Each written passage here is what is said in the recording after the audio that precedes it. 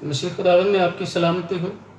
ایک بار پھر ہم خداوند کے کلام کو سیکھنے کے لیے موجود ہیں، اور آج واعظ کی صورت میں ہم کلام کا ایک حصہ دیکھیں گے۔ عہد عتیق میں ایک بہت بڑے سیلاب کا ذکر ہے، اور اس واقعے کو ہم چھوٹے چھوٹے حصوں میں دیکھیں گے۔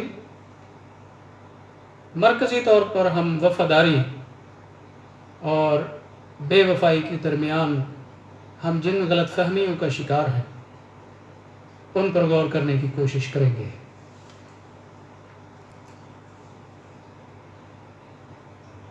نوح 600 برس کا تھا جب پانی کا طوفان آیا۔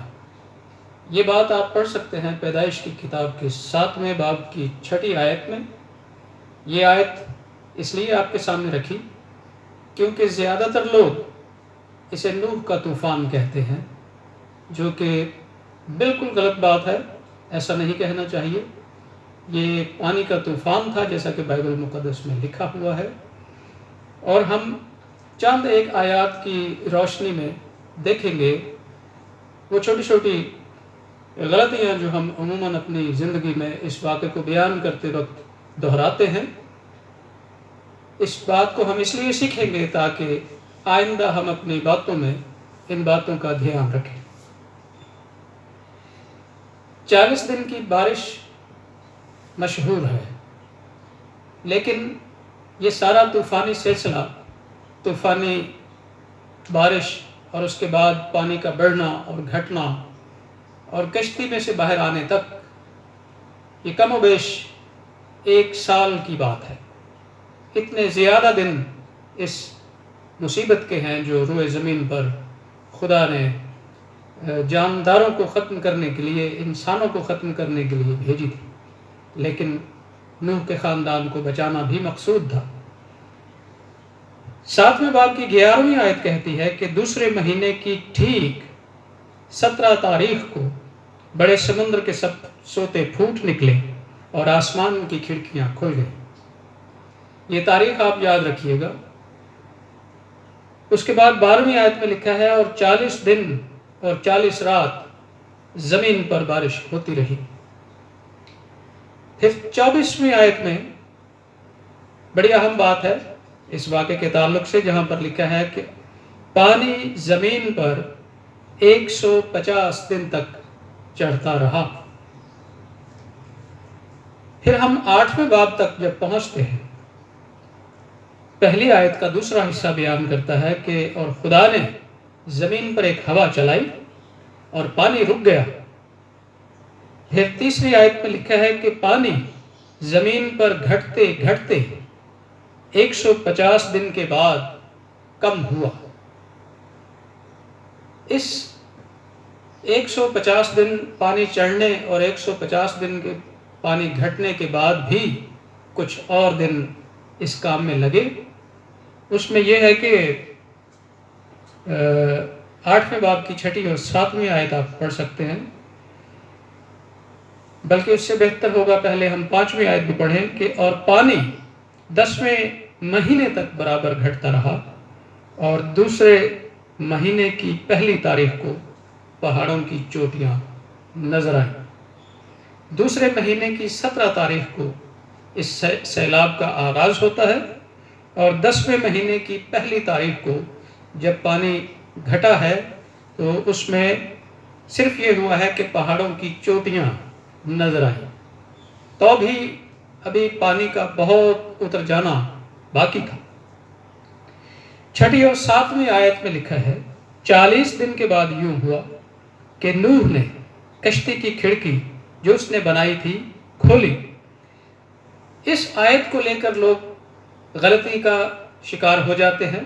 یہ وہ 40 دن نہیں ہیں جب طوفان کا آغاز ہوا تھا، وہ دوسرے مہینے کی 17 تاریخ تھی۔ اب یہ جو 40 دن لکھے ہوئے ہیں یہ 10ویں مہینے کی پہلی تاریخ کے بعد کی بات ہے۔ 40 دن کے بعد یوں ہوا کہ نوح نے کشتی کی کھڑکی جو اس نے بنائی تھی کھولی، اور اس نے ایک کوے کو اڑا دیا، سو وہ نکلا اور جب تک زمین پر سے پانی نہ سوکھ گیا ادھر ادھر پھرتا رہا۔ کوا ہمارے آج کے پیغام کا مرکزی کردار ہے۔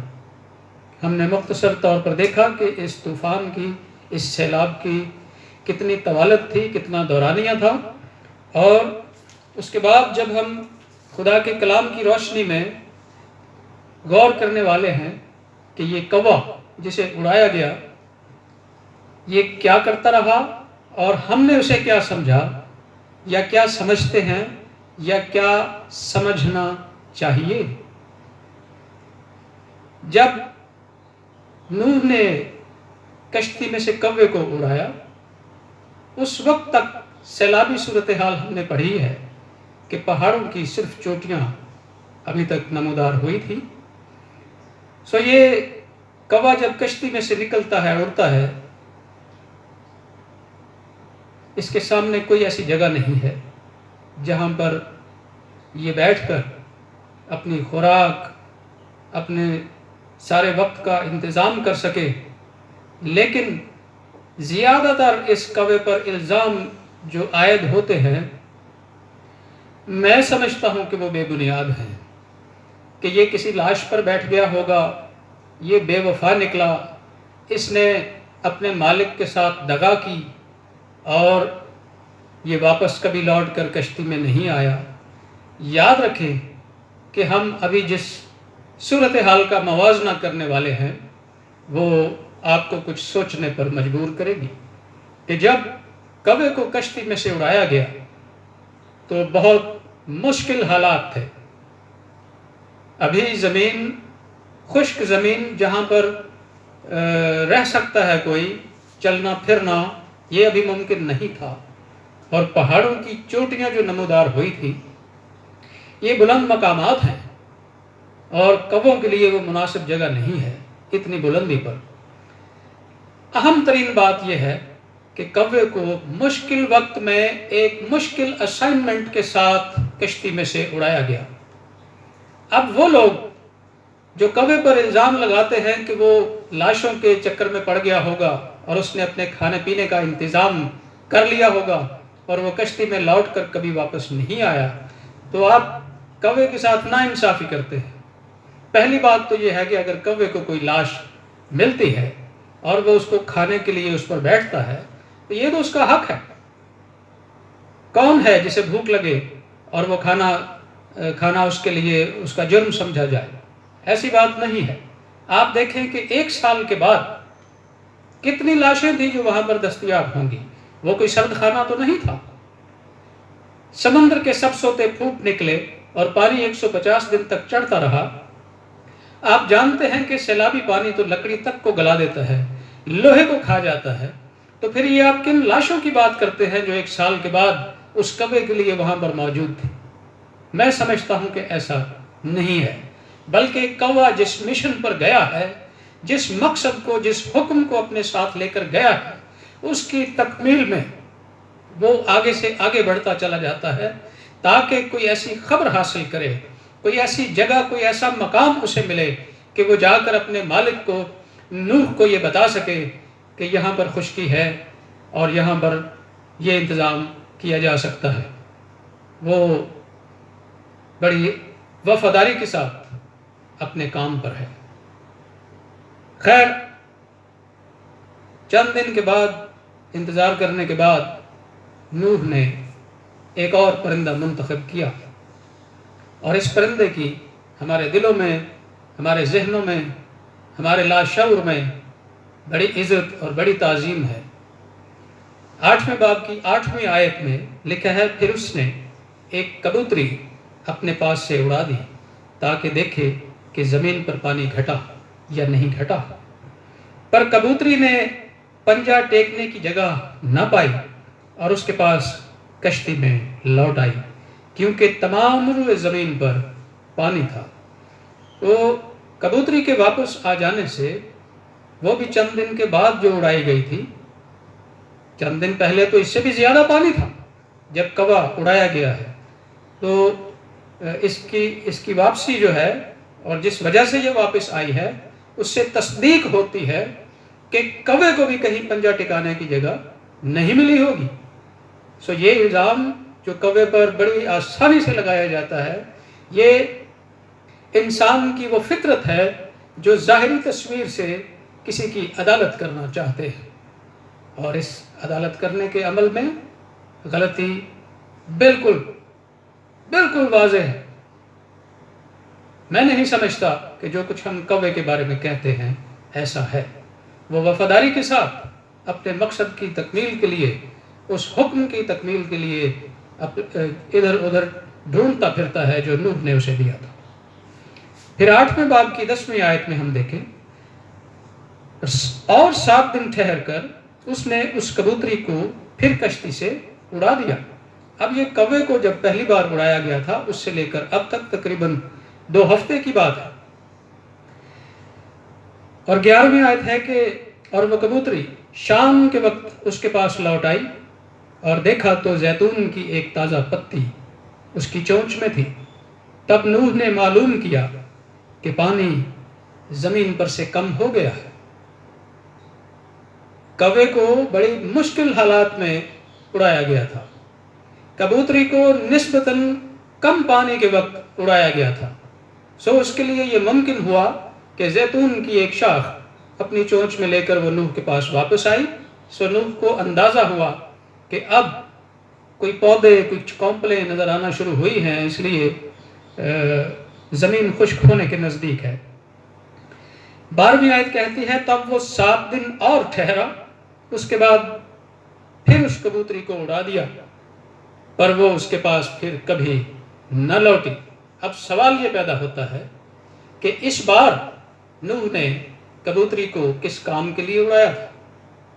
اس بار بھی نوح یہ چاہتا تھا کہ کوئی پتہ کر کے آئے کہ زمین خشک ہوئی یا نہیں ہوئی. یہی اسائنمنٹ کوے کو دی گئی تھی. کن حالات میں؟ جب پانی پہاڑوں تک تھا. لیکن کبوتری جو ایسے وقت میں اڑائی گئی جب کونپلیں، زیتون کی کونپلیں نظر آ رہی ہیں اور وہ ان میں سے لے کر آ گئی. لیکن اس سے 1 ہفتے کے بعد جب اسے دوبارہ اڑایا گیا تو وہ نوح کے لیے کوئی پیغام لے کر نہیں آئی، بلکہ پھر کبھی کشتی میں واپس نہیں آئی. اگر واپس نہ آنا دغا بازی ہے تو پھر یہ دونوں پرندے دغا باز تھے. بات یہ نہیں ہے جو ہم سوچتے ہیں، بلکہ بات اس داستان کے اندر کی ہے کہ مشکل وقت میں کوے نے شاید خشکی ڈھونڈتے ڈھونڈتے جان دے دی، اور وہ جان دینے تک وفادار رہا، اور اس نے نہیں چاہا کہ وہ خالی ہاتھ نوح کی کشتی تک واپس آئے. ایسے کئی اندازے ہیں جو ہم لگا سکتے ہیں، لیکن میرے لیے جو خوبصورتی کی بات ہے کہ کوا دغا باز یا دھوکے باز بالکل نہیں تھا. ہم جب اس بات کو ایک اور واقعے کی روشنی میں دیکھیں گے تو شاید ہمارے ذہنوں کو کچھ وسعت ملے اور ہم قریب پہنچ جائیں اس بات کے کہ جو فیصلہ ہم کرتے ہیں، جو عدالت ہم کوے کی کرتے ہیں، کیا وہ درست ہے یا نہیں ہے. 13ویں آیت میں لکھا ہے اور 600 پہلے برس کی پہلے مہینے کی پہلی تاریخ کو یوں ہوا کہ زمین پر سے پانی سوکھ گیا، اور نوح نے کشتی کی چھت کھولی اور دیکھا کہ زمین کی سطح سوکھ گئی ہے، اور دوسرے مہینے کی 27ویں تاریخ کو زمین بالکل سوکھ گئی. یہ 1 سال اور 10 دن بنتے ہیں مکمل. کسی وقت آپ فارغ وقت پہ اپنے گھر میں بیٹھ کر یہ کیلکولیشنز کیجئے گا. اب اگر کوا دغا باز ہوتا تو خدا اس کے بارے میں کچھ فیصلہ کر لیتا، لیکن خدا نے کووں کے بارے میں ایک اور وقت میں بہت عجیب فیصلہ کیا، اور ایک اور اسائنمنٹ کووں کو دی جو کہ بہت ہی ذمہ داری کی تھی. خدا کا بندہ ایلیا قحط کے زمانے میں، اور اس کے لیے کھانے پینے کا انتظام کرنا ایک مشکل کام ہے. سارپت کی بیوہ کے پاس کتنا اناج تھا یہ بھی آپ جانتے ہیں. اور ایسی صورتحال میں سلاطین کی پہلی کتاب 17واں باب اس کی 3 آیت میں لکھا ہے اور خداوند کا یہ کلام اس پر نازل ہوا کہ یہاں سے چل دے اور مشرق کی طرف اپنا رخ کر اور قریت کے نالے کے پاس جو یردن کے سامنے ہے جا چھپ، اور تو اسی نالے میں سے پینا، اور میں نے کووں کو حکم کیا ہے کہ وہ تیری پرورش کریں۔ کیوں؟